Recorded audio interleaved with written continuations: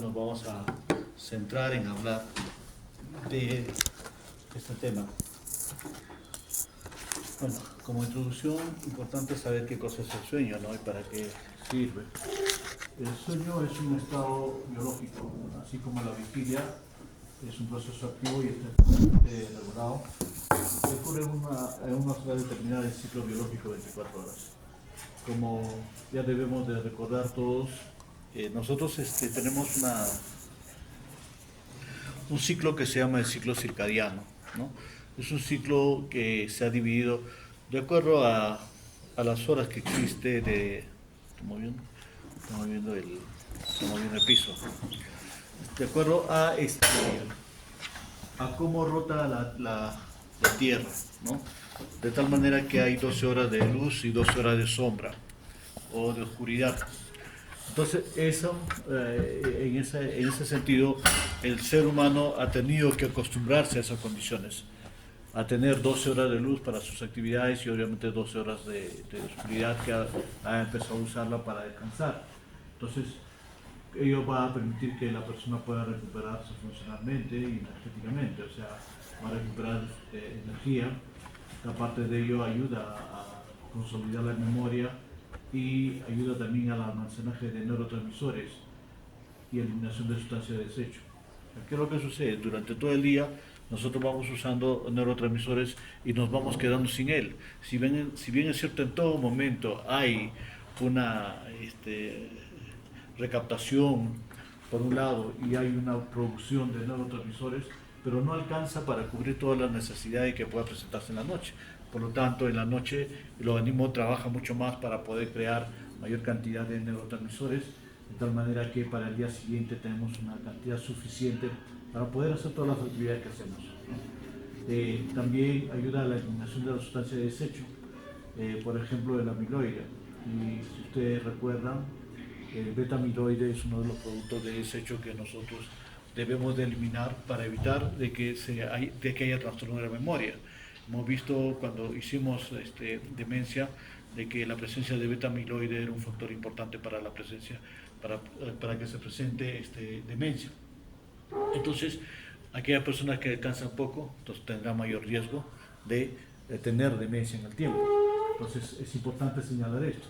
Por otro lado, cuando hablamos ya de insomnio, es más frecuente en mujeres, ¿no? En personas adultas mayores y se relaciona con la presencia de otras morbilidades y contribuye a la disminución de la funcionalidad. Obviamente, cuando uno no duerme siempre hay que buscar una causa. Muchas veces las enfermedades que tiene la persona hacen de que no pueda descansar, como por ejemplo una insuficiencia cardíaca congestiva. ¿Qué es lo que va a provocar? ¿Alguien recuerda qué produce en la noche? ¿Ah? Disnea paroxística nocturna o la autonomia, como le llaman, ¿no?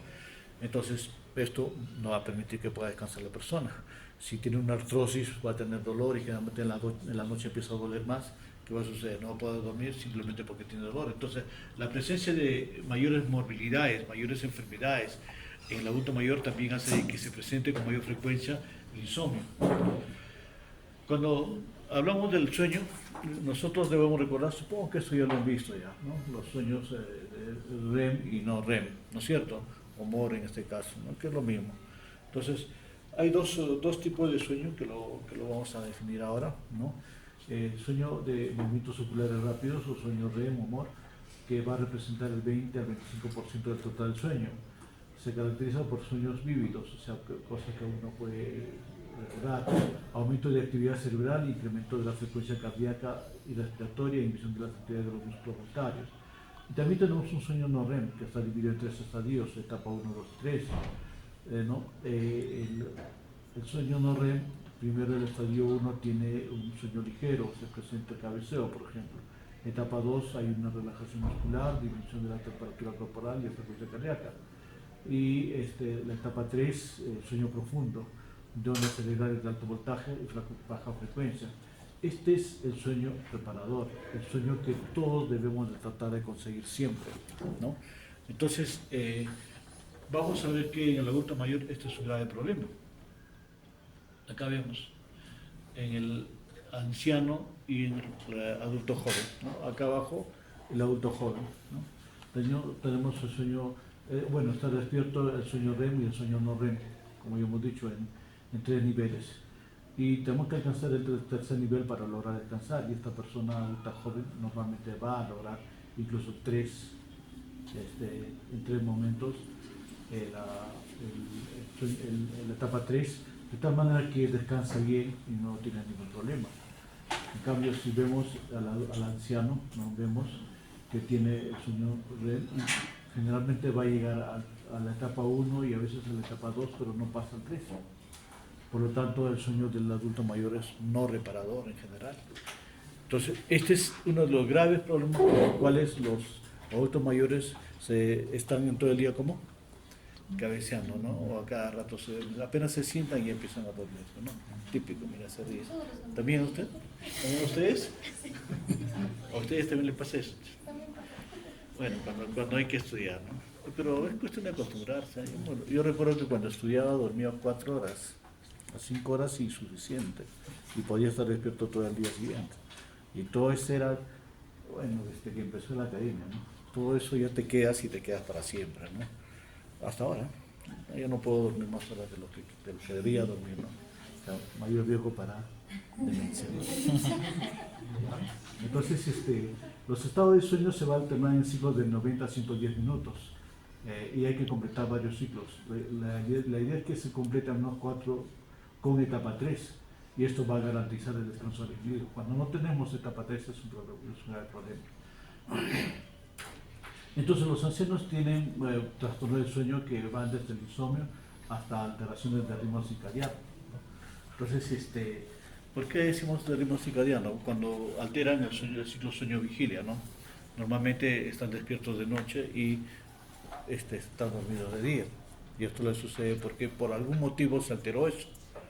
Ya sea porque una noche se quedó despierto más tiempo del que debía, ¿no? O en el día ha estado durmiendo más de lo debido, y entonces en la noche ya no tiene sueño. Entonces se va a alterar su ciclo, ritmo circadiano, su ciclo sueño-vigilia, y esto es un grave problema que se presenta en los adultos mayores. También va a haber otros factores, como ya lo dijimos, que van a contribuir a la presentación del insomnio, ¿no? Existen elementos que incluyen malos hábitos al momento de dormir y cambios asociados al envejecimiento, patologías y tratamientos a las mismas. Entonces lo que vamos a ver es, acá hay que tener en cuenta también tratamiento de la misma, lo que yo le decía, ¿no? Insuficiencia cardíaca congestiva, típico, ¿no? ¿Qué cosa le damos? Diuréticos, ¿cierto? ¿Y a qué hora le dan los diuréticos? Cada 12 horas o cada 8 horas, ¿no? ¿Está bien? Cada 24. ¿No? La furosemida cada 8 horas, si no, no actúa, por si acaso. Entonces lo que hay que hacer es ver a qué momento le damos, ¿no? Entonces normalmente uno tiene que darle en la mañana y a mediodía, y en la noche no darle, porque si no, si le das a las 10 de la noche el último diurético, ¿qué va a pasar? Toda la noche va a estar despierto orinando. Entonces el tratamiento de la misma patología que tiene el adulto mayor puede terminar causando problemas.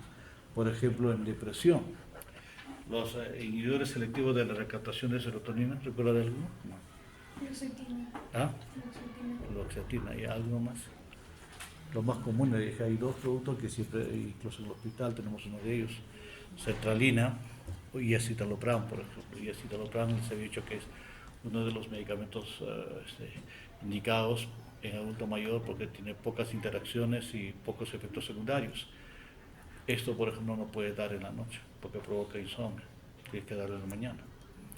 Entonces, así hay que ver, hay que estar viendo qué medicamentos se puede dar y qué medicamentos no. O sea, el tratamiento puede ser el problema de insomnio, y eso lo estamos causando nosotros mismos, por no saber cómo se indican los medicamentos. Los antihipertensivos igualito, ¿no?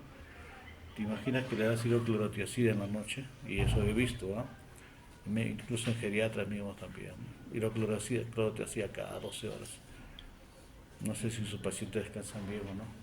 Entonces hay que tener mucho cuidado por ese lado, ¿no? Entonces, el otro problema son los hábitos al momento de dormir.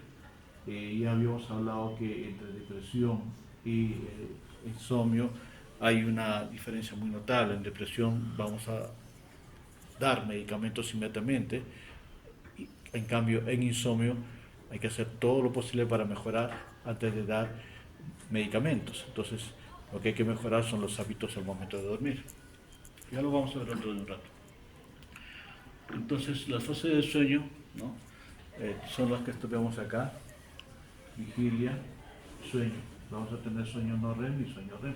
Cada uno de ellos tiene su núcleo que va a comprender esto, ¿no? Cuando estamos de vigilia, ustedes deben recordar mucho el sistema reticular activador ascendente, ¿no? El SRA famoso, ¿no? Que es una estructura que sube prácticamente todo el encéfalo y va a llegar hasta el cerebro, ¿no? Entonces, y luego tenemos también el hipotálamo posterior.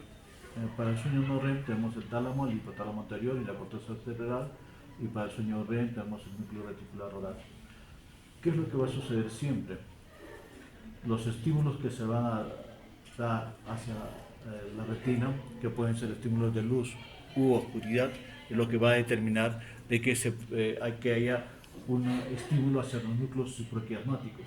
Y dependiendo de si es luz o no hay luz, porque al final la luz es el que manda, no tanto la oscuridad, si hay luz o no hay luz, los núcleos supraquiasmáticos van a estimular a una zona determinada. Si hay luz, obviamente para la vigilia, si no hay luz, a los otros dos núcleos que van a tener que ver con el sueño. Entonces, se ha visto que hay un sinfín de neurotransmisores que van a manejar el sueño, y dentro de ellos tenemos dos grupos importantes, la orexina A y B, ¿no? Que son neuropéptidos excitatorios, por lo tanto tendrán que ver con la vigilia, ¿no? Tienen un rol importante para la regulación del sueño y vigilia. Entonces acá tenemos los núcleos y vías implicadas en la generación y mantenimiento de la vigilia, ¿no? Entonces lo que yo le decía, el sistema reticular activador ascendente viene desde acá, ¿no? Todo lo que está. Entonces, y va incluso hacia el cerebro. Hay zonas específicas del cerebro, ¿no? Que van a ser que van a tener neurotransmisores dopaminérgicas, noradrenérgicas, glutaminérgicas, etcétera, ¿no? Que se van a encargar de estimular y de que funcione todo el cerebro, de tal manera que estamos en el momento de la vigilia. Ahí podemos ver todas las estructuras que corresponden a la vigilia, ¿no? Que ya lo hemos señalado anteriormente. Y entonces, lo que va a suceder siempre es que uno de los dos núcleos, o sea, digamos, el núcleo de vigilia o el núcleo de sueño va a predominar sobre el otro, de tal manera que uno va a inhibir unas a otras para que pueda la persona tener o vigilia o tener sueño. De este modo, el sueño no REM aparece cuando el hipotálamo anterior inhibe a través del GABA a las estructuras del sistema reticular activador ascendente, responsables de la vigilia, ¿no? Y la desactivación de este sistema reticular va a provocar la activación de los núcleos reticulares del tálamo y del sistema tálamo cortical, ¿no? Por la aparición, y que gracias a su actividad GABAérgica bloquean el paso de información sensorial exterior, consolidando su sueño. Acá es importante tener en cuenta información sensorial del exterior, ¿no? Todo eso se va a inhibir. O sea, ¿qué cosa es información sensorial del exterior? Uno de ellos para ver. El sonido. ¿Ah? Sonido. Sonido, o sea, el oído. ¿Qué más? La luz. La luz, ¿no? ¿Qué más, niña? ¿Cuáles son digamos, los órganos sensoriales que tenemos? ¿Tendrá que ver con eso, no? Tacto, muy bien, ¿qué más? Oído, ha dicho, ojos, tacto, ¿qué más? Olor, ¿no? Nariz, ¿qué más? ¿Ah? Gusto. ¿Qué? Gusto. El gusto, ¿no? Entonces, todo eso se va a ver inhibido. Imagínense si empiezan a dormir y de pronto ven una luz y se despiertan por eso. Todas las sensaciones, todo el aparato sensorial, digamos así, aunque no existe eso, todo se va a inhibir, de tal manera que eso permite que la persona descanse, ¿no? Entonces, hay sonidos y ustedes ya no lo sienten porque está inhibido. Hay luz, tampoco lo sienten porque todo está inhibido. De tal manera que eso es lo que permite que la persona pueda dormir, ¿ya? Entonces, Acá están todos los núcleos que decíamos del sistema reticular activador ascendente, ¿no? El área tegmental ventral, el laterodorsal, locus ceruleus, el núcleo del Raffer, bueno, y cada uno de ellos con su respectivo neurotransmisor, de tal manera que aquellos que están comprendidos o corresponden a el ciclo de la vigilia, está la dopamina, la acetilcolina y la norepinefrina, ¿no? Entonces, ya habíamos dicho que hay un sueño REM. El sueño REM se caracteriza, como ustedes saben, movimiento rápido de los ojos, que indica esto, ¿no? En él vamos a tener atonía muscular y lo que va a suceder es que va a existir una actividad cerebral similar cuando está en vigilia, o sea, por lo que también se llama sueño paradójico. Este sueño está relacionado con ensoñaciones más ricas en contenido y mejor estructuradas, y aparentemente tiene importancia con la consolidación de la memoria y el aprendizaje, ¿no? Justo cuando tienes que dormir más, tienes que estar más despierto, ¿no? O sea, cuando estudias.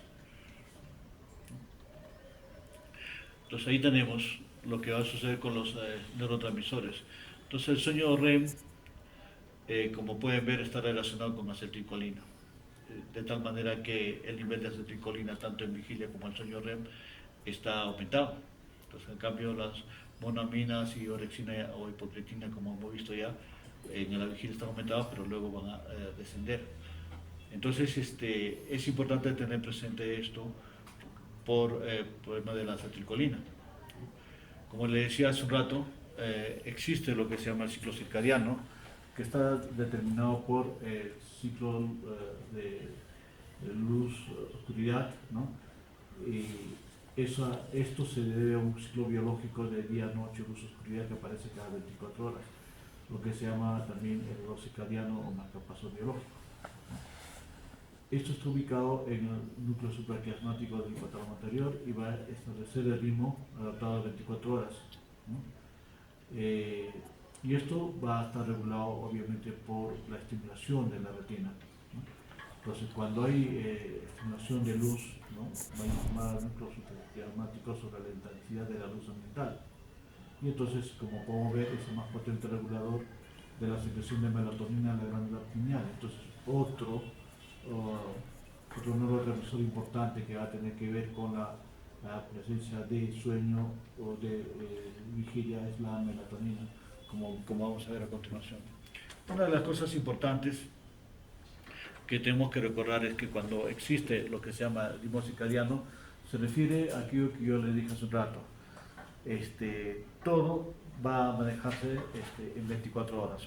O sea, todo nuestro ritmo, todas las cosas que hacemos va a estar comandado por el reloj biológico. ¿Qué significa esto? Que no solamente los neurotransmisores van a estar dependiendo de lo que sucede con la luz o con la oscuridad, sino todo el organismo en general. La fuerza muscular, como pueden ver acá, las hormonas, todos ellos se van a regular de acuerdo a la presencia de luz o de oscuridad. De tal manera que, por ejemplo, hablando de la cortisol y la ACTH, ¿no?, la hormona adrenocorticotropa, ¿no?, esta hormona se va a producir aproximadamente a las 6 de la mañana para que 2 horas después se eleve el cortisol. Y por las tardes estas dos hormonas disminuyen. Como ustedes saben, el cortisol es necesario para movilizar glucosa en el organismo para que vaya del hígado al músculo esquelético y así se puedan empezar las actividades. Igual va a suceder, por ejemplo, con la hormona tiroidea. La hormona tiroidea va a subir entre las 7 y 8 de la mañana. ¿Para qué sirve la hormona tiroidea? A ver, la delegada. Justo tiene. A ver, ¿qué has aprendido de tu...? Ya nos enteramos de qué tienes antes de casa, ¿no? A propósito de... ¿Para qué sirve la hormona tiroidea?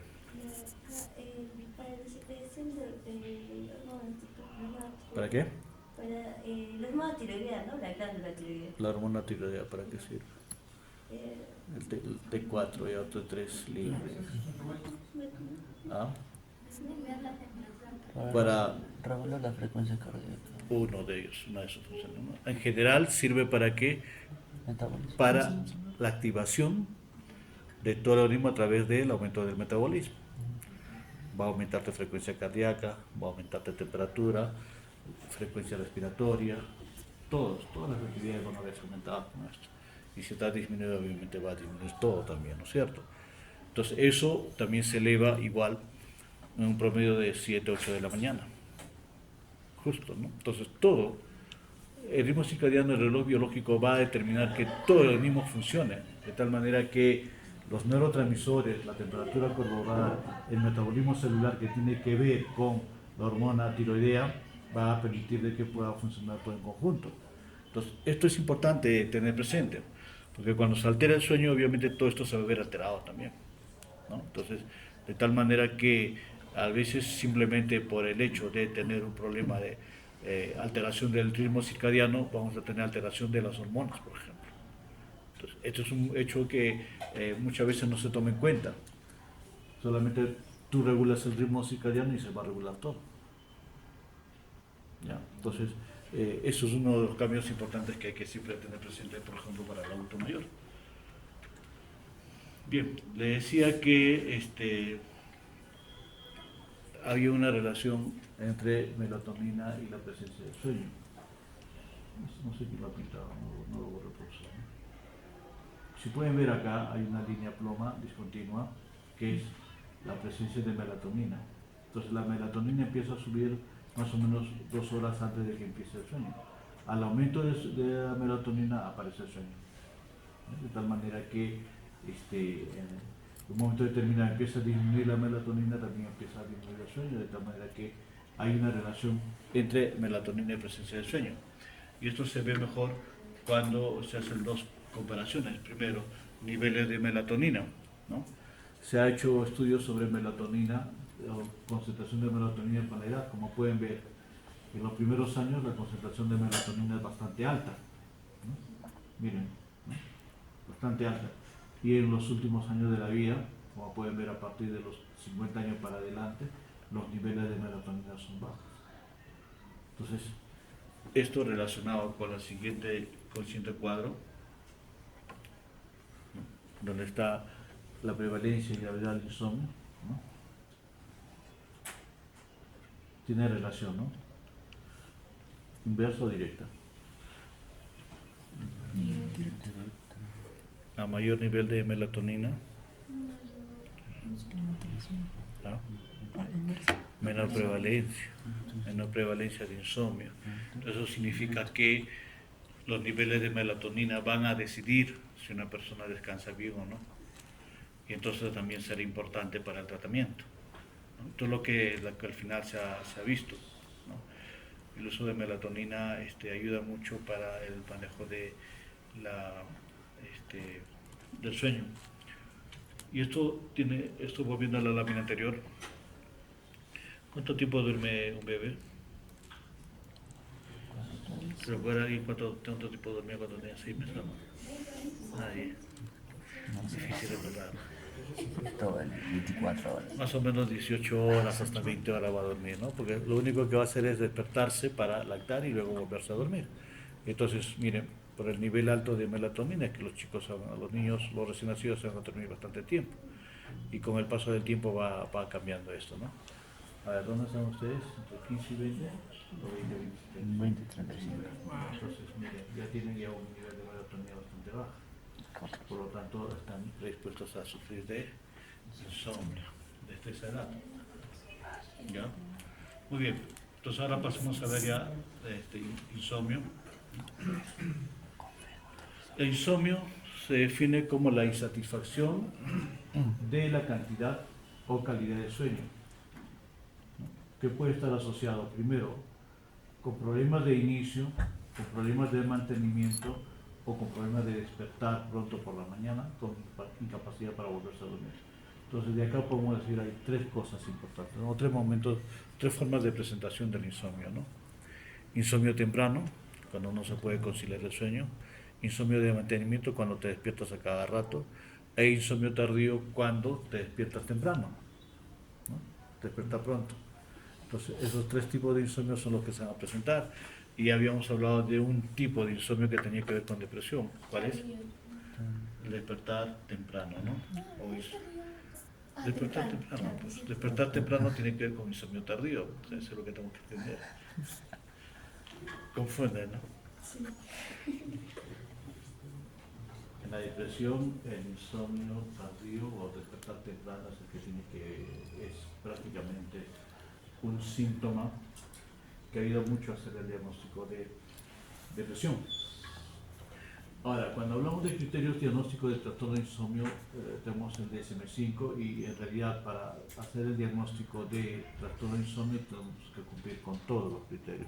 No es que basta uno o dos criterios o 5 criterios como hemos visto en depresión, ¿no? Acá se tiene que cumplir con todos los criterios para decir que un paciente tiene problemas de insomnio. Entonces, insatisfacción por la cantidad y calidad de sueño, asociada con lo mismo que hemos hablado. La alteración del sueño provoca malestar clínicamente significativo o deterioro social o laboral o de otras variables importantes en la persona. La dificultad del sueño se produce al menos 3 noches por semana y un mínimo de 3 meses. Entonces la regla de los 3, ¿no? 3 noches por semana y 3 meses. Si no pasa este tiempo, nosotros no podemos decir que estamos frente a un paciente con insomnio. El tiempo es importante en este caso, ¿no? En la dificultad del sueño, a pesar de condiciones favorables, el insomnio no se explica por otro trastorno del sueño vigilia. No se puede atribuir a efectos fisiológicos de una sustancia, por ejemplo una droga o un medicamento, que ya lo hablamos. La coexistencia de trastornos mentales y acciones médicas no explica adecuadamente la presencia predominante del insomnio. Entonces hay que ver si hay algún problema que nos puede causar insomnio, como por ejemplo depresión. Esto es lo típico, ¿no?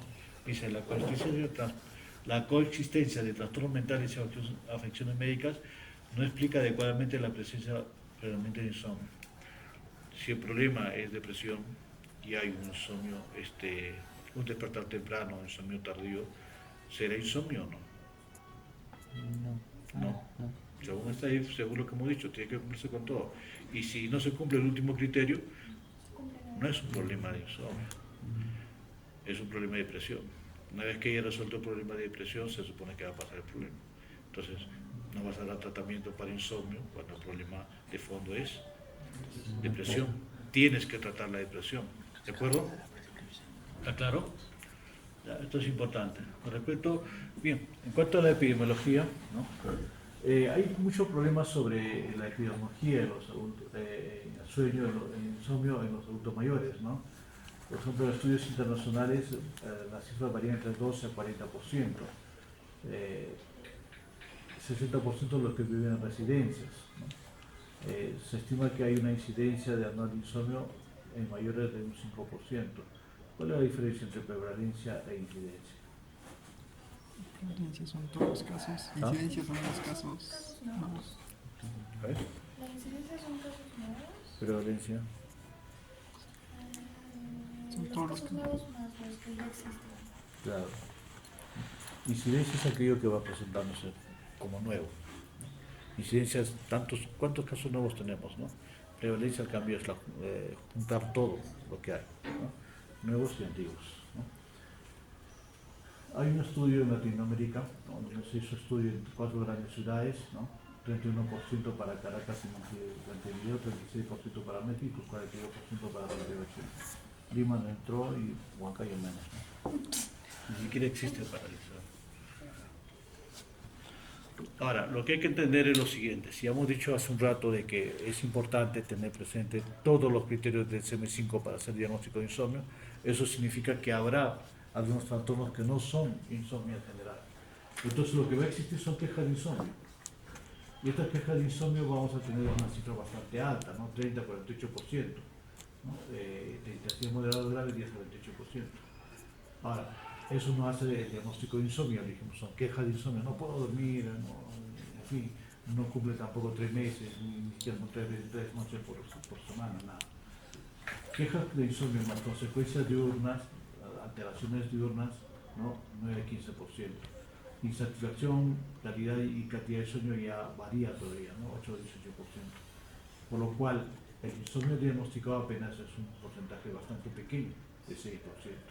Entonces, por eso les decía, es importante tener presente el DSM-5. Como podrán ver, hay algunos de esos criterios que están puestos acá, quejas, consecuencias diurnas, insatisfacción de calidad y cantidad, pero eso no te hace el diagnóstico.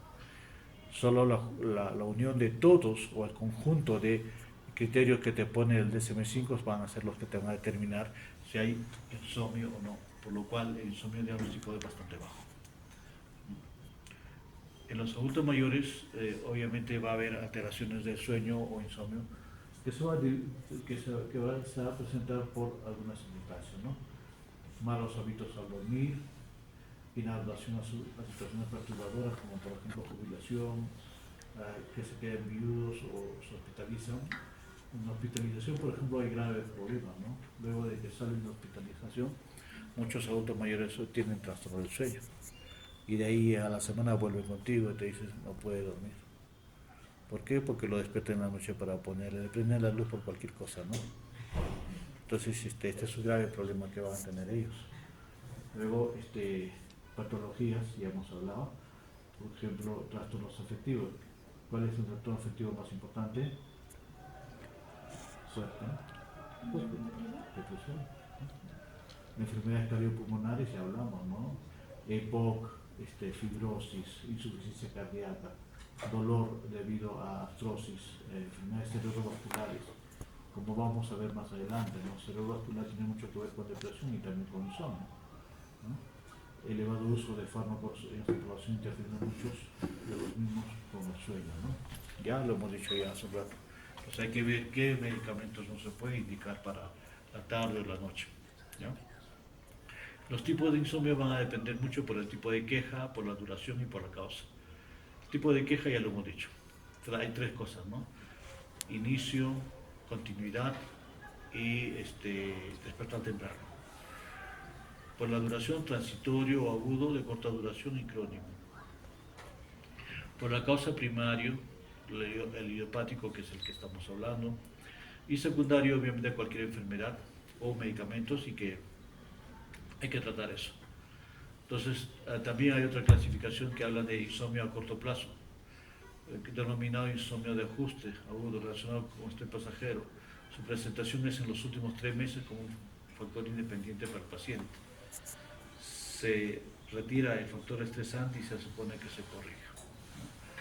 El insomnio crónico, cuando los síntomas están presentes al menos 3 veces por semana durante más de 3 meses. Entonces, lo que hemos hablado, ¿no? El insomnio del que hablamos ahora es el insomnio crónico, en realidad. Ahora, puede haber otro tipo en el cual puedan estar ambos, pero no es común eso, ¿no?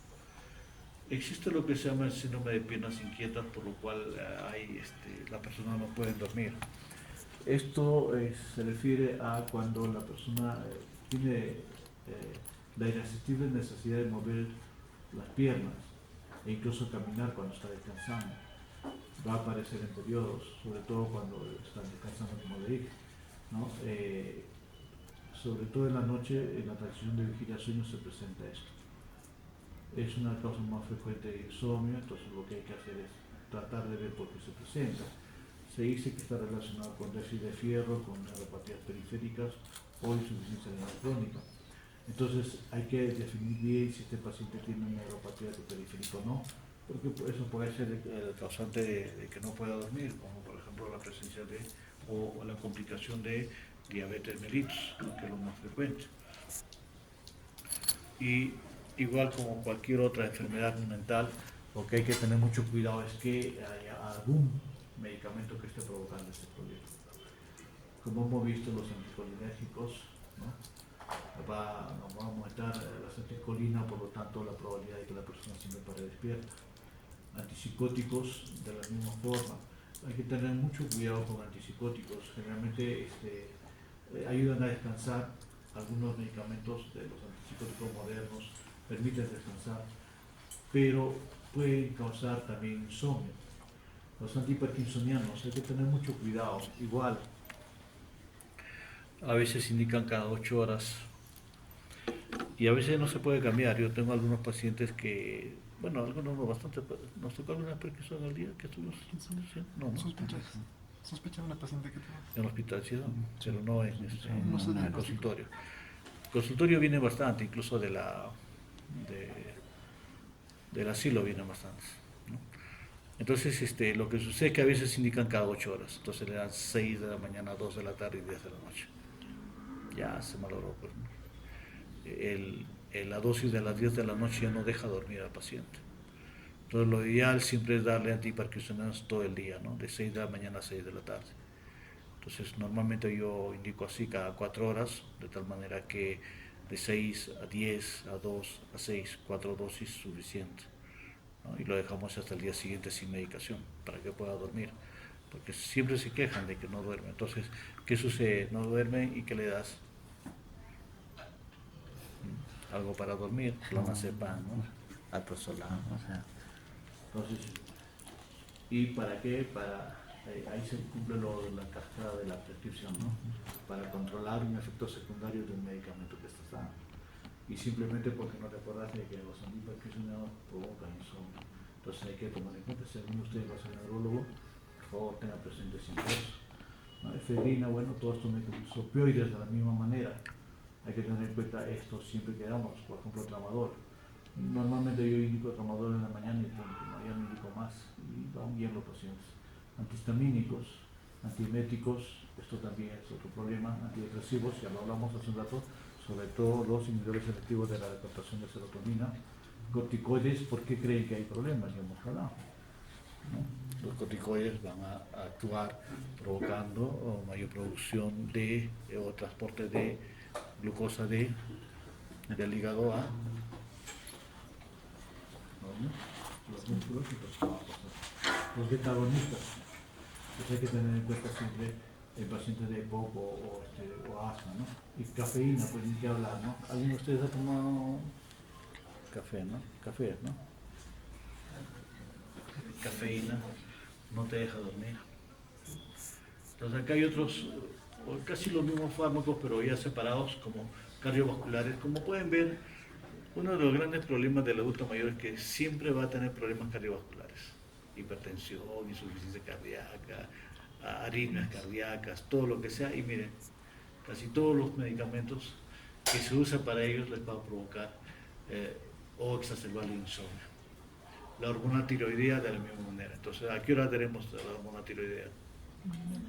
En la mañana, no una sola dosis y listo. En ayunas incluso, ¿ya? Quimioterapias. El efecto de rebote, ya le decía acá abajo, aloperidol, risperidona y olanzapina, estos son antipsicóticos, entonces hay que tener mucho cuidado. Con los laxantes igual, ¿no? Hay que ver, algunos los laxantes generalmente, corticoides hemos hablado, también de todos, hormonas tiroideas, alcohol, levodopa, no son antiparkinsonianos, como él decía. Porque hablamos de la inhibidores selectivos de la captación de serotonina, ¿no? Entonces, todo esto es un conjunto importante de medicamentos. Ahora, lo que sucede también con el adulto mayor es tener algunas cosas en cuenta. Primero, que la duración del sueño va a disminuir por su edad. Digamos. Hay que tener presente eso. Luego, hay tendencia a cabezadas múltiples durante el día. El sueño es más fragmentado, ya vimos un cuadrito sobre eso hace un rato atrás. Mayor número de despertares nocturnos, que pueden ser más prolongados, disminución de la capacidad de recuperación del sueño, y ahora explicamos por qué también, disminución de la cantidad de sueño, en relación al tiempo en la cama, disminución progresiva del umbral de despertar, con estímulos auditivos, de tal manera que el sueño es más ligero. Sienten un sonido leve y se despiertan. A cambio ustedes se cae todo y no se despiertan, ¿no? Cuando se ríen, Se remontonado. el sueño nocturno está adelantado y un despertar precoz. Es una tendencia, hay que tener mucho cuidado con eso para diferenciarlo de depresión, ¿ya? Y mayor percepción de mala calidad de sueño, ¿no? Sobre todo las mujeres, cuando no, que todos se quejan. También se quejan de que no duermen bien, a pesar de que puedan estar durmiendo bien. Entonces, cuando pasamos a evaluar a un paciente con insomnio, entonces hay que hacerle todas estas preguntas, ¿no? ¿A qué hora normalmente va a la cama y a qué hora se levanta? ¿Tiene problemas para conciliar el sueño? ¿Se despierta varias veces en la noche? ¿No? ¿Tiene problemas para volver a conciliar el sueño? ¿O ronca la persona que lo acompaña? ¿No mueve las piernas de la persona que lo acompaña? es consciente de que grita, habla a patadas, está dominado la mayor parte del día, habitualmente da una cabezada sin estar planificado durante el día, etc., ¿no? Entonces son preguntas importantes ¿para qué? Para descartar aquellas cosas que son comunes, ya lo hemos dicho, ¿no? Normalmente va a dormir menos, normalmente va a tener varios despertares, ¿no? Normalmente va con un sonido leve, se puede despertar. Todo eso tenemos que averiguar si está sucediendo eso o no. ¿Por qué? Porque eso nos va a permitir decir, bueno, si esta persona se despierta con sonidos leves, como por ejemplo el pase de un carro, no sé si alguna vez, ¿alguien duerme cerca de la calle en su casa? No, nadie. Todo. Y cuando pasa un carro te despierta, no. Ahí ya no, pero allá sí, ¿no? Entonces, miren, en ese caso, ¿qué tenemos que hacer con un adulto mayor? Porque solamente el carro pasa sin tocar bocina, nada, ya pasa nada más, y eso hace que se despierte el adulto mayor. Pues ya no puede dormir cerca de la calle, tenemos que llevarlo a otro sitio, donde no pueda sentir ese sonido simple. Porque ese sonido lo va a despertar, ¿no? Entonces, todas esas cosas, para eso nos permite hacer estas preguntas. Cuando hablamos de enfermedades, hay enfermedades obviamente que van a terminar provocando también insomnio, ya lo hemos dicho, ¿no? Depresión a la cabeza como alteraciones psiquiátricas, a la ansiedad de la misma manera, ya pues, incluso especificaba, ¿no? ¿Qué tipo de insomnio provoca la ansiedad? Lo hemos dicho en la clase de depresión, ¿no? A ver, los que no han venido ya. ¿Ah? Lo contrario. ¿Qué tipo de insomnio? Tarde. Insomnio tardío. No, Temprano. temprano, ¿no? O sea, de conciliación. La ansiedad te produce insomnio de conciliación y la depresión te provoca insomnio tardío. El abuso de sustancias, alcoholismo, el duelo también puede terminar provocando. Ahora, otras enfermedades de demencia, sobre todo Alzheimer, Parkinson. Miren, el Parkinson por la enfermedad puede hacer que te deje dormir bien, y encima por el tratamiento. ¿Te das cuenta? O sea, por ambos lados Parkinson tiene un grave problema. Las neuropatías periféricas, ¿no? Cualquiera de ellos, eventos cerebrovasculares, traumatismos, obviamente epilepsia también, ¿no? Cefalea, sobre todo con migraña. No es muy común en los adultos mayores, pero si se presenta es un problema. Esto vino una amiga de 60 y tantos años, lo primero que sucedió a un medio y tiene una migraña que tiene otro tipo de trastornos, ya no puede dormir. Alteraciones médicas, ya vamos a hablar de POC, insuficiencia cardíaca, cardiopatía isquémica, enfermedad renal, patologías que causan con dolor, cáncer, reflujo, alergia es un grave problema. Vamos a ver dentro de un rato cómo se trata esto, ¿ya? Mal higiene del sueño, trastorno del ciclo circadiano, fenómeno del atardecer, ¿no? Cuando viene el atardecer, a veces por el solo hecho de que empieza a bajar la intensidad de la luz, ya se duerme la persona. Creo que eso se ha despertado muy temprano. ¿Qué pasa eso? Seguramente. Entonces, las comorbilidades ya lo hemos hablado, ¿ya?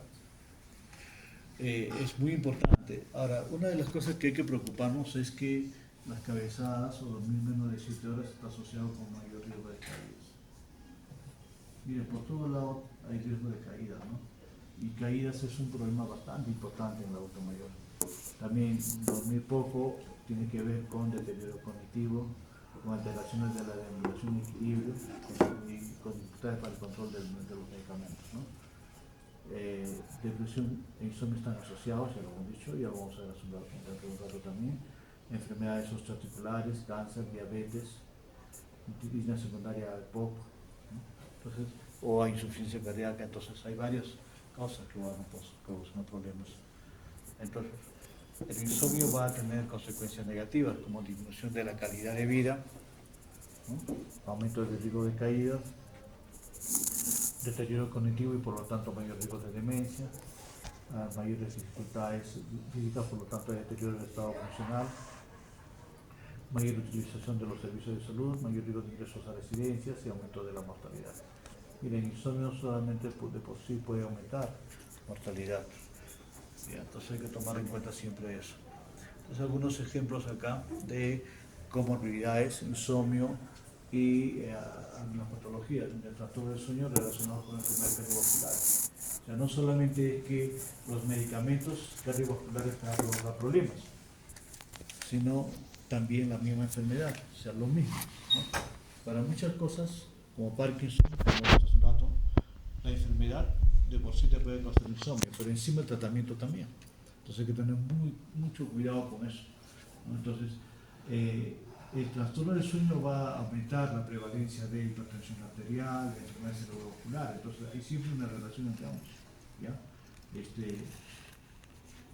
Por lo tanto, el insomnio está relacionado más con una mayor morbilidad y mortalidad cardiovascular, entonces hay que tomar en cuenta siempre eso, ¿no? Dentro de ello, enfermedad cerebrovascular, ¿no? Lo que se ha visto es que, por ejemplo, en insuficiencia cardíaca, más del 70% de los pacientes que tienen insuficiencia cardíaca tienen mala calidad de sueño, ya sea por nicturia, porque ¿qué es lo que sucede con un paciente con insuficiencia cardíaca con respecto a orinar?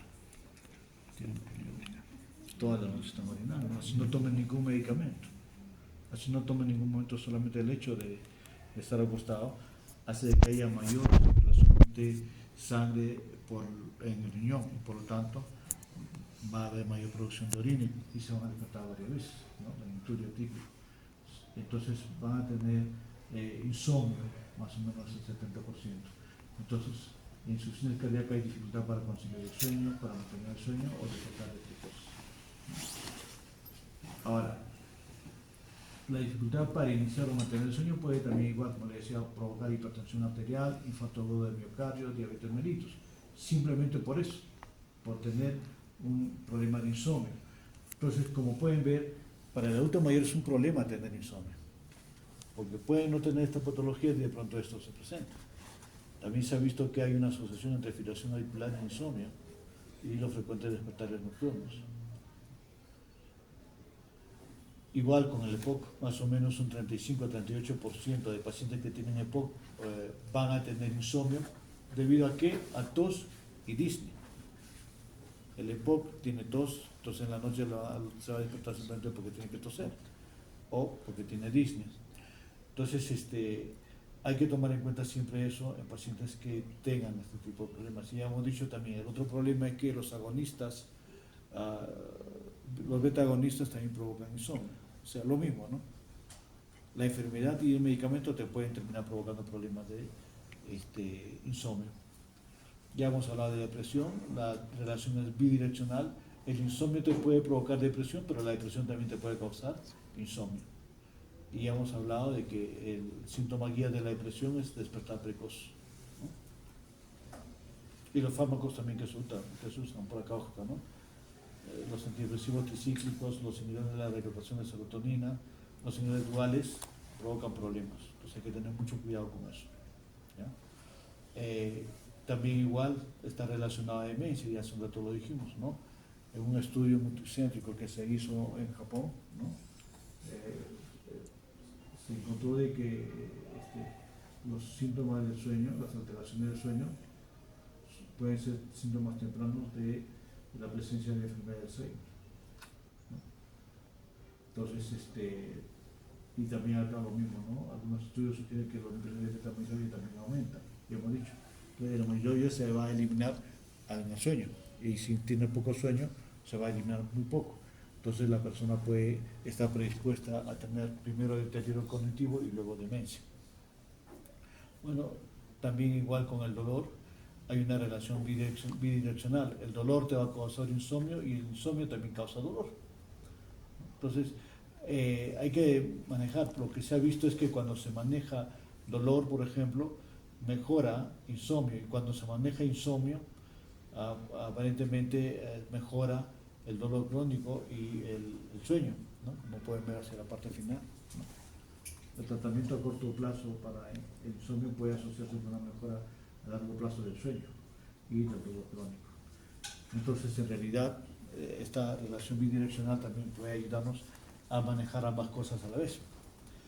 Entonces, para hacer el diagnóstico, obviamente, igual como todo lo que hemos dicho hasta ahora, el diagnóstico, si bien es cierto, nos basamos en el DSM-5, pero hay que hacer un buen examen clínico, una buena historia clínica, hacer valoración geriátrica integral, antecedentes familiares, y cuando hablamos exclusivamente del sueño tenemos que hacer la cronología, tenemos que confirmar de que realmente son 3 meses y 3 veces por semana, ¿no? hay que buscar si hay trastornos afectivos, trastornos de comportamiento o si hay sintomatología acompañante. Para evaluar esto hay algunas pruebas, por ejemplo la actigrafía, ¿no? Que permite que, ver cuánto se mueve el paciente y que con eso nos podemos determinar si este paciente tiene problemas de sueño o no. El estudio polisomnográfico es un estudio que no se debe usar frecuentemente. Lo pongo eso porque por mucho tiempo vienen, no sé si por este tiempo estarán volviendo ya, cada año vienen a hacer estudio polisomnográfico. Tienen problemas de sueño, a todos le pasan un estudio polisomnográfico. Vienen a hacer campañas exclusivas. Son 3 estudios básicos, como pueden ver acá. Pero en realidad, la única utilidad de la polisomnografía es para pacientes que tienen síndrome de apnea obstructiva del sueño. Para otra cosa no sirve el estudio de polisomnografía, ¿no? Hay escalas, como por ejemplo la escala de Bergen, escala de insomnio de Bergen, que nos ayuda a determinar cómo es el paciente. Y este es uno de las escalas que más se usa, el índice de severidad del insomnio, ¿no? Como pueden ver, preguntas que se hacen, ¿no? ¿Estás satisfecho con el sueño o no? ¿En qué medida considera que el problema del sueño interfiere con el funcionamiento diario? Y entonces abajo está todo, cómo se suma, cuál es la suma que se va a hacer, y luego la interpretación, ¿no? Ausencia de insomnio, insomnio subclínico, insomnio clínico, ¿no? Moderado grave, de acuerdo al puntaje importante. Pero como todas las escalas que hemos propuesto, esta escala también será una escala de screening, ¿no? No te hace diagnóstico, a pesar de que abajo te diga eso. Y vamos a hablar para depresión también igual.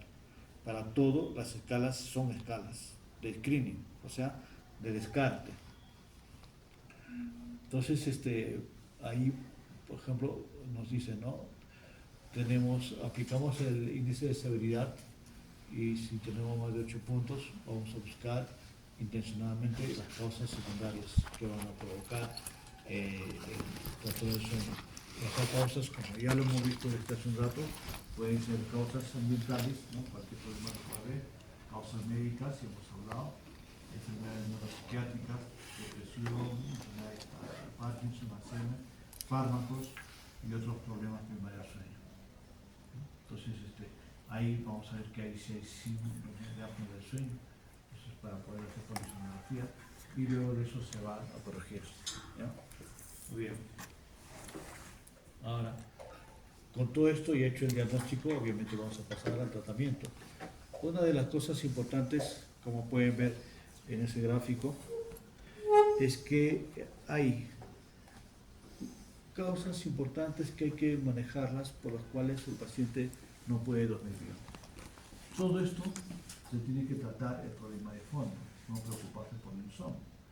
O sea, si tiene trastorno de ansiedad que se va a demostrar a partir de dificultad para conciliar el sueño, recuerdan, hace un rato conversamos sobre eso, entonces hay que tratar la ansiedad. Si hay un trastorno depresivo, porque hay un despertar precoz y gran tristeza en el día, es un trastorno depresivo y trataremos eso, ¿no? En el síndrome de apnea obstructiva del sueño, lo que vamos a encontrar siempre es sequedad de boca, angustia respiratoria, lenturia, fragmentación del sueño y cefalea matutina. Trataremos ese tema, narcolepsia de la misma manera. Vamos a encontrar sueño fragmentado, hipersomnia, cataplegia, síndrome de piernas inquietas, malestar en piernas, necesidad de moverse, dificultad para conciliar el sueño, etc. Y ortopnea, ya sabemos, dificultad para conciliar, angustia al tumbarse, taquimia y el reflujo gastroesofágico, como le decía. ¿Cómo vamos a encontrar esto? A través del ardor nocturno, despertar con mal sabor y halitosis. Entonces daremos tratamiento para el reflujo gastroesofágico, ¿no? ¿Con qué se trata? Inhibidor de bomba de protones. Inhibidor de la bomba de protones. ¿Por cuánto tiempo? Más de 8 semanas, ¿no? O sea, es uno de los motivos, si recuerdan lo que hemos, farmacología geriátrica, ya se olvidaron, ¿no? Hemos visto que una de las enfermedades que hace de que tengamos que usar más de 8 semanas es justamente el ERG, ¿no? Todas las demás no debe ser así, no debe pasarse de 8 semanas de tratamiento, ¿de acuerdo?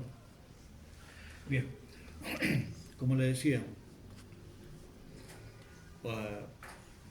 en depresión nosotros hemos dicho, primero tratamos, después hacemos lo demás, ¿no? Al cambio, en insomnio, primero hay que hacer un tratamiento no farmacológico.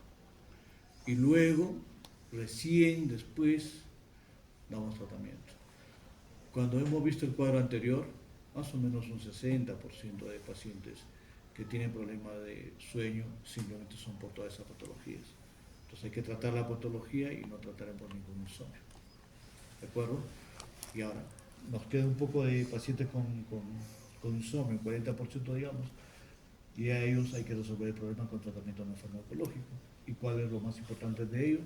Las medidas de higiene del sueño. ¿Ya? Entonces, el primer tratamiento que tenemos que impartir a los pacientes adultos mayores es las medidas de higiene del sueño, ¿no? ¿Cuáles son? Horario fijo para acostarse y levantarse, ya sea fines de semana y vacaciones. O sea, se acuesta a las 10, se levanta a las 6, no hay ningún problema. Permanecer en la cama el tiempo suficiente, ¿no? El binomio cama-dormir es fundamental. Si no se consigue conciliar el sueño en 30 minutos, debe levantarse, salir de la habitación, realizar alguna actividad relajante y al cabo de 5 o 10 minutos volver a la cama. ¿Ya? Lo otro es que hay que evitar siestas que sean mayores de 30 minutos. No debe tener la persona. Todas las siestas deben ser menores de 30 minutos. ¿Quiénes hacen siesta? Todos. ¿Cuántos se duermen? Hasta la hora de la clase, ¿no? 3 horas. 3 horas. Desde las 2 de la tarde hasta las 7 de la noche, ya tengo que ir a clase. Come.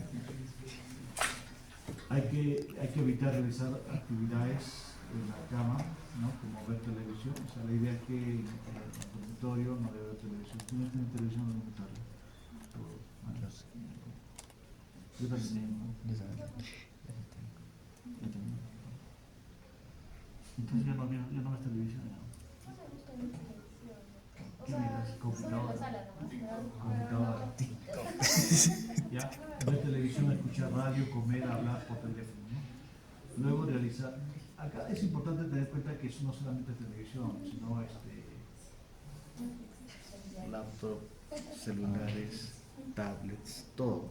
Cualquier cosa que estimule, que tenga luz, obviamente no va a permitir descansar. ¿Ya? Eso creo que está en la siguiente lámina. Hay que realizar ejercicios suaves, pasear durante al menos 1 hora al día. ¿Qué hora es más preferente que pueda persona caminar las personas o caminar? ¿A qué hora pueden ser? La siguiente lámina creo que está. No está todavía. Ya, bueno. Luego, evitar bebidas que contengan cafeína. Y ya saben que es café, pero también las colas, ¿no? Cualquier tipo de cola también tiene café, ¿no? Alteran el sueño incluso en personas que no lo perciben. Practicar ejercicios de relajación antes de acostarse, si es que no se practica ninguno. El alcohol y el tabaco es perjudicial para el salud y perjudica el sueño también, ¿no? Entonces hay que tener mucho cuidado con eso. Es que se van todos los fines de semana de problemas. Mantener condiciones ambientales adecuadas para dormir, o sea, una temperatura adecuada, no debe haber ruidos, tampoco luz. Evitar acostarse con hambre, siempre hay que comer, pero no al momento de dormir, ¿no? Si se despierta a mitad de la noche es preferible no comer nada o se puede comenzar a despertar habitualmente a la misma hora sintiendo hambre y toda la vida va a comer a esa hora. El hombre es una persona, un animal, ¿no? De costumbres, ¿no? Eso es lo que dice, ¿no? Se te acostumbras a algo y eso se hace repetitivo todo el tiempo. Es común, ¿no? Nosotros, por ejemplo, estamos acostumbrados a venir lunes y miércoles 8:30, ¿no?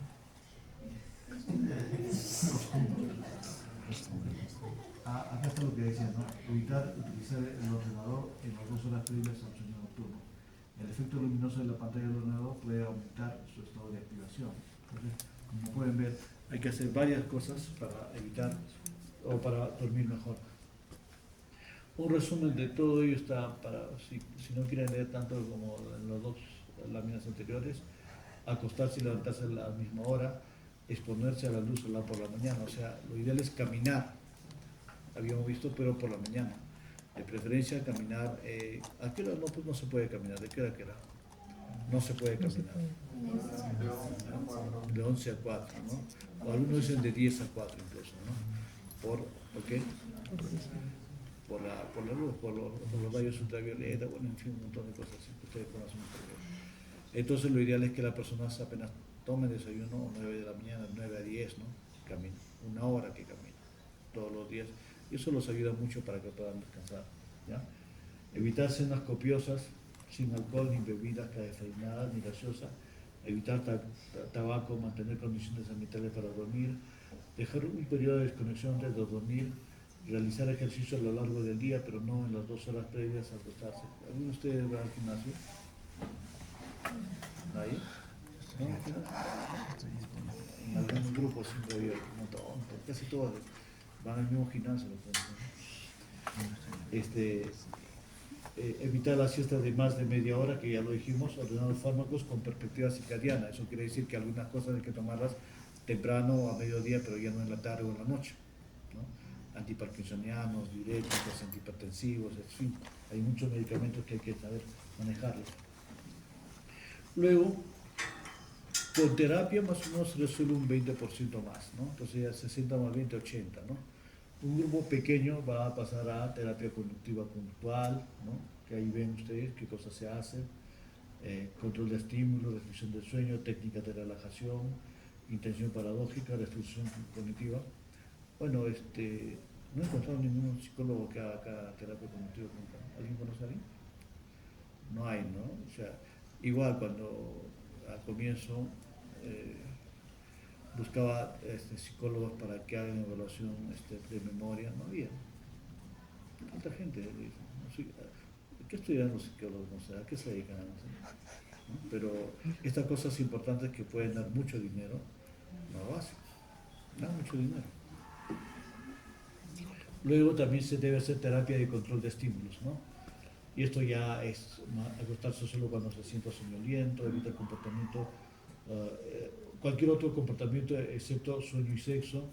Si no se puede dormir en 15 minutos, levantarse y hacer actividad relajante, fijar 1 hora para levantarse, no dormir siesta ni dormir durante el día, restringir tecnología con pantalla iluminada, no debe comer, trabajar, nada. Eso se supone que lo hace el psicólogo, te va a recomendar y te va a hacen tablas, ¿no? Hay una tabla en la que te dicen todo esto tienes que cumplir todas las noches o todo el día, ¿no? Y todo esto tienes que cumplir, y cuando no cumples ya sabes cuál es la causa, ¿no? Entonces es la manera más práctica de hacer. Entonces con esto resolvemos más o menos un 10 a 15% más, o sea 60 más 20 más 15, ¿cuánto es? 85, casi 90, ¿no? Entonces solamente debe quedar un pequeño grupo de personas en los cuales se tiene que dar tratamiento. En general no se debe dar a nadie, pero si se tiene que dar a alguien, debe ser luego de haber pasado por todas estas etapas. No se puede dar de comienzo un tratamiento farmacológico, lo común, ¿no? Ahora hay melatonina en caramelos, ¿no? Ya. Es lo que no se debe usar. Entonces hay algunos neurotransmisores que están implicados en el sueño ciclo vigilia, por lo tanto sirven para el tratamiento, ¿no?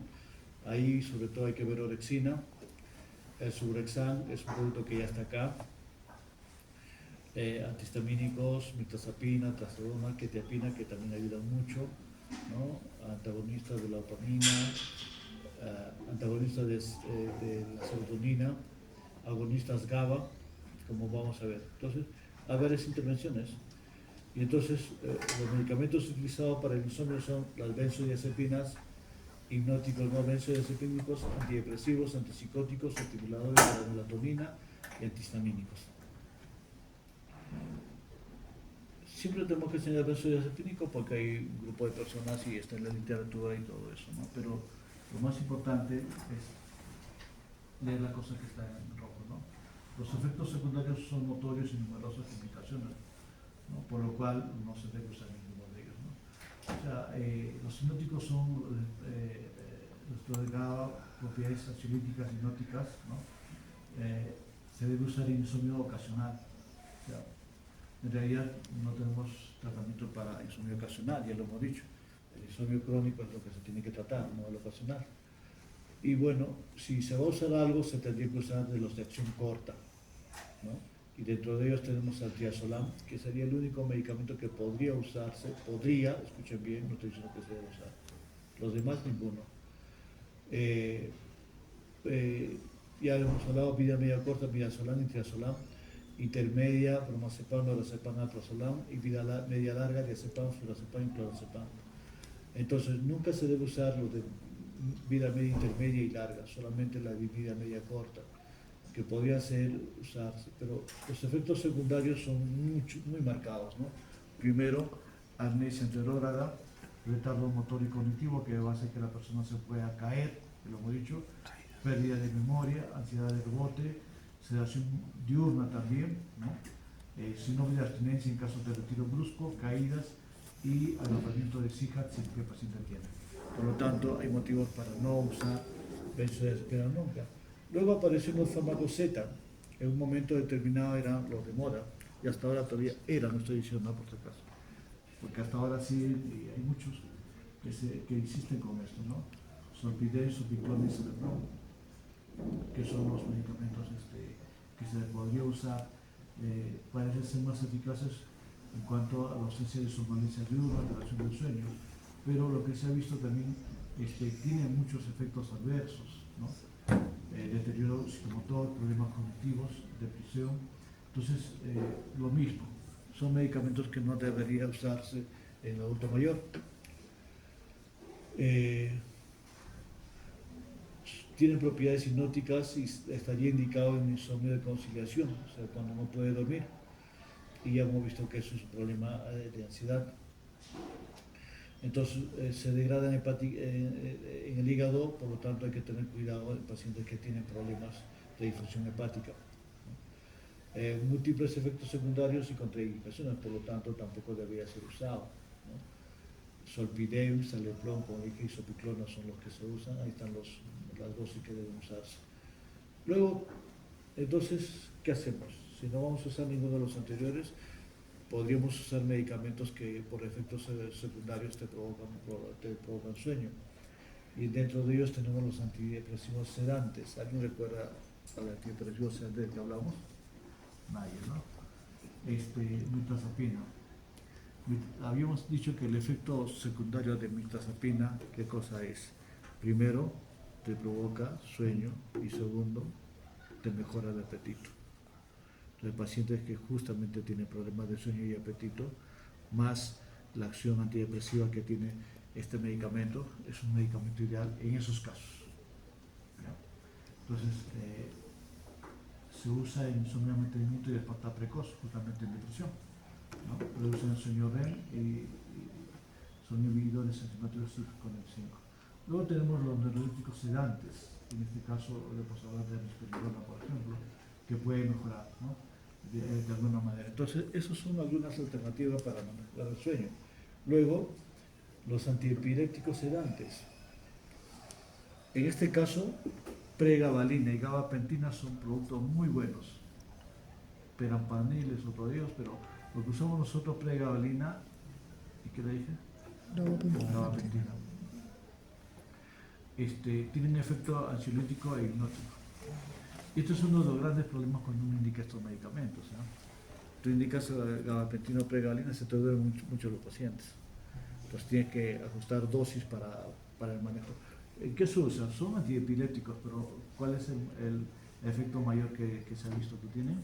¿Para qué se usa? Para dolor neuropático. Para neuropatías. Va muy bien pregabalina y gabapentina.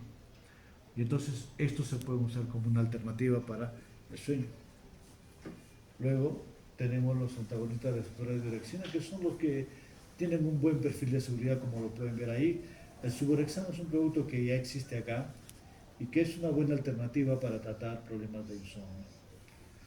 Luego, por último, la melatonina. La melatonina tiene dos formas de presentación, la de acción rápida y la de acción prolongada.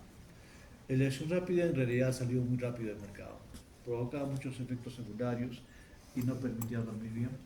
El de acción prolongada o de liberación prolongada, como puede ver acá, sí se han encontrado algunos efectos, ¿no? Por ejemplo, la calidad de sueño es mejor, ¿no?, que placebo. Entonces, por lo tanto, es una de las alternativas, ¿no? Luego, hay una mejoría en la alerta diurna. Uno de los grandes problemas que hemos visto en benzodiazepinas y los fármacos Z es que de día incluso se pueden dormir los pacientes, el cambio de melatonina no te provoca este problema. Sobre todo los de liberación prolongada, como le digo, porque de acción corta no tiene este efecto. Entonces, melatonina aprobada a pacientes con insomnio con más de 55 años. Se ha visto que a las 3 semanas hay una mejora significativa de la latencia, calidad y tiempo total de sueño, ¿no? La mejora se mantiene 3 a 6 meses después. La interrupción no provoca efecto rebote o síndrome de abstinencia. Entonces, es una de las alternativas que hay en el mercado. Suvorexan y melatonina, entonces deberían ser los medicamentos con los cuales nosotros vamos a resolver a la mayor cantidad de problemas de sueño. Y si no, usar medicamentos que tengan como efecto secundario provocar el sueño, sobre todo los antipsicóticos, los antidepresivos, mirtazapina a la cabeza, y los gabapentinoides, ¿no? Gabapentina, ¿no? Pregabalina, que son productos muy buenos, probados en adultos mayores por mucho tiempo, no por insomnio, sino por otra cosa, pero que pueden ayudar tranquilamente al manejo del insomnio.